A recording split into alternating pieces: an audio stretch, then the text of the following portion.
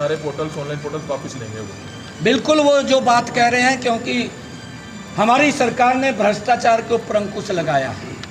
अब इनकी जेब तो गर्म नहीं होगी। अब तो इनको पीड़ा तो इसी बात की है कि भाई पोर्टल के माध्यम से घर बैठे ही व्यक्ति को लाभ पहुंच जाता है। आज मैं 80 करोड़ रुपए देने वाला हूं, 80 करोड़ रुपया हरियाणा प्रदेश के गरीबों को देने वाला हूं, डायरेक्ट उसके खाते में जाएगा। अगर कांग्रेस की सरकार होगी और पोर्टल बंद करेगा तो पहले तो बीच में उसकी जेब भी कहीं की गर्म होगी, तो उस व्यक्ति पर कहाँ पहुँचेगा। ये पीड़ा है इनको। क्यों गरीब व्यक्ति को सीधा पैसा देना, सीधा लाभ पहुँचाना शुरू कर दिया है। ये लोग तो ये सोचते थे कि वो गरीब की जेब में से भी कुछ ना कुछ निकल करके मेरी जेब में आ जाए, उनको सुविधा नहीं देते थे। मैं इसका तो उदाहरण है आपके सामने।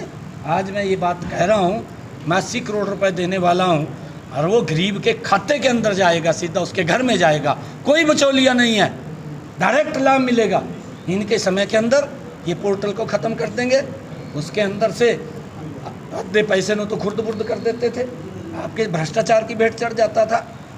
ये इनको पीड़ा यही है कि वो भ्रष्टाचार हमने कर दिया। राहुल गांधी वायनाड छोड़ रहे हैं, वहाँ से प्रियंका गांधी चुनाव लड़ेंगी।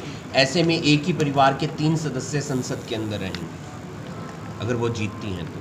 देखिए, मैंने कहा है कि परिवारवाद है, परिवार से बाहर तो सोचते नहीं।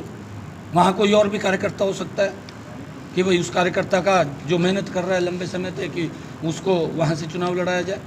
परिवारवाद है, परिवारवाद यहाँ पर है। और कांग्रेस पार्टी ये किस प्रकार से वाहवाही लूटने का काम कर रहे हैं।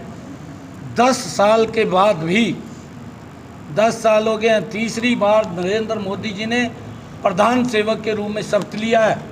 कांग्रेस लगातार 2 डिजिट में ही बनी हुई है, 2 डिजिट में। और ये किस प्रकार से वाहवाही लूटने काम कर रहे हैं कि भाई हमारी तो हम तो इस तरह कर रहे हैं जो कल ही शपथ लेंगे।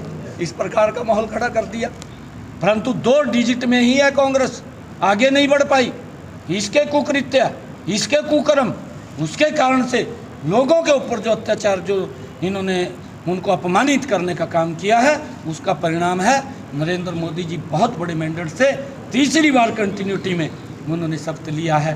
देश के लोगों को बधाई देता हूं, क्योंकि नरेंद्र मोदी जी गरीब की चिंता करते हैं। बतौर एमएलए नायब सैनी करनाल के लिए क्या कुछ नया कर रहे हैं, क्या कुछ योजनाएं बनाई गई हैं, क्या कहना चाहेंगे? देखिए, हमारे सामने क्योंकि समय का भी बड़ा घाट है, बड़ा कम है समय, परंतु जितने भी काम आदरणीय मनोहर लाल जी ने यहाँ अनाउंसमेंट किए हैं, एक भी काम ऐसा नहीं बचेगा जो नहीं रहेगा।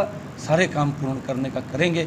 मनोहर लाल जी ने बहुत ज़बरदस्त तरीके से करनाल को आगे बढ़ाने का काम किया। मैं देखता हूँ जहाँ जहाँ भी सुविधाओं का अभाव है, क्योंकि 2 महीने का 2.5 महीने का समय है, जितना समय मेरे को मिला है उसके अंदर मजबूती से कि प्रदेश के लोगों को भी और करनाल के लोगों को भी वो सुविधाएँ मिले, उसके लिए लगातार मैं प्रयास कर रहा हूँ।